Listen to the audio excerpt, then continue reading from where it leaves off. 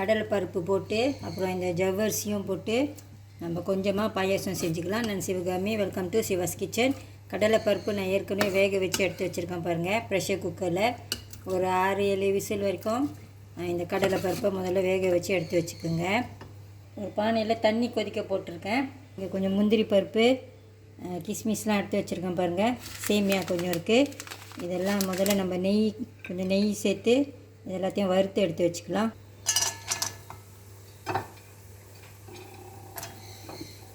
நல்லா பொன்னிறமாக வறுத்துக்குங்க. இதை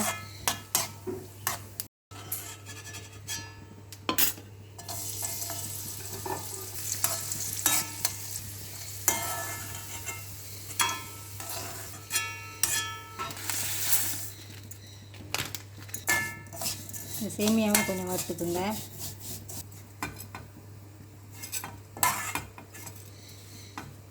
தண்ணி கொதிக்குது. இந்த ஊற வச்ச ஜவ்வரிசி போட்டுக்கலாம்.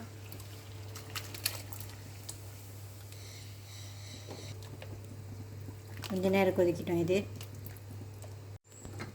ஜவ்வரிசி கொதிக்குது. இதில் நம்ம வேக வச்ச பருப்பையும் இப்போ சேர்த்துக்கலாம்.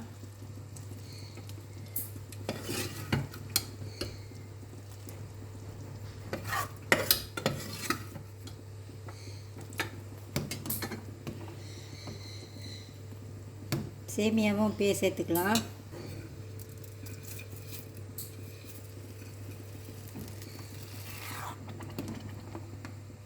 இதெல்லாம் ஒரு கொதி வந்துட்டோன்னா மறுபடியும் பால் ஊற்றிக்கணும்.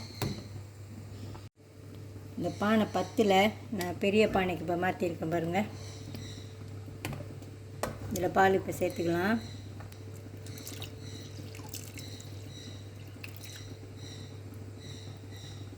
ஃபுல் க்ரீம் பால். அது வீட்டில் கொஞ்சோண்டு கண்டென்ஸ் மில்க் இருந்துச்சு, இதையும் ஊற்றிக்கிறேன். நான் ஒரு 2 டேபிள் ஸ்பூன் மாதிரி இருக்கும். இது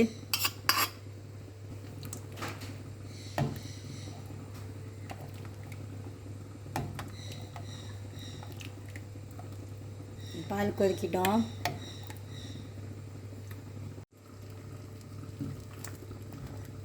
இதை நல்லா கொதிக்க வச்சுக்கோங்க.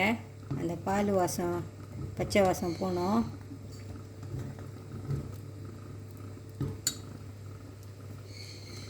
சீனி குத்து மதிப்பாக போட்டுக்கோங்க, உங்கள் விருப்பம் மாதிரி. ஏலக்காய் பவுடரு, கொஞ்சம் மஞ்சள் கலர் எடுத்துருக்கேன்.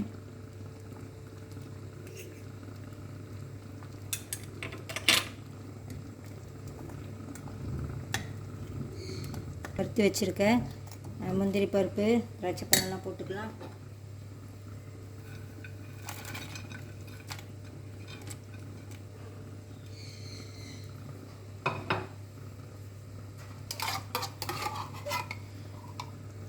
கொஞ்சம் நெய்,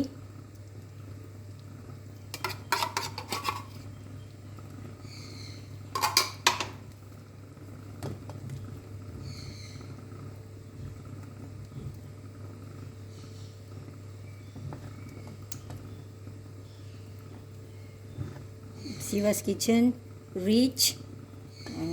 கடலை பருப்பு, ஜவ்வரிசி, சேமியா பாயாசம் ரெடி ஆகிடுச்சு பாருங்கள். இது எவ்வளோ அழகாக இருக்குது பாருங்கள். சீனிலாம் பார்த்துக்குங்க. அடுப்பு ஆஃப் பண்ணுறதுக்கு முன்னுக்கு நல்லா திக்காக நல்லா இருக்குது பாருங்கள். இது இந்த பொங்கலுக்கு நீங்களும் இந்த மாதிரி பாயாசம் செஞ்சு பாருங்கள், உங்களுக்கும் பிடிக்கும். இந்த வீடியோ உங்களுக்கு பிடிச்சிருந்துச்சுன்னா லைக் பண்ணிவிட்டு ஷேர் பண்ணிவிட்டு சிவாஸ் கிச்சன் சேனலுக்கு சப்ஸ்கிரைப் பண்ணிக்கோங்க. தேங்க்யூ ஃபார் வாட்சிங்.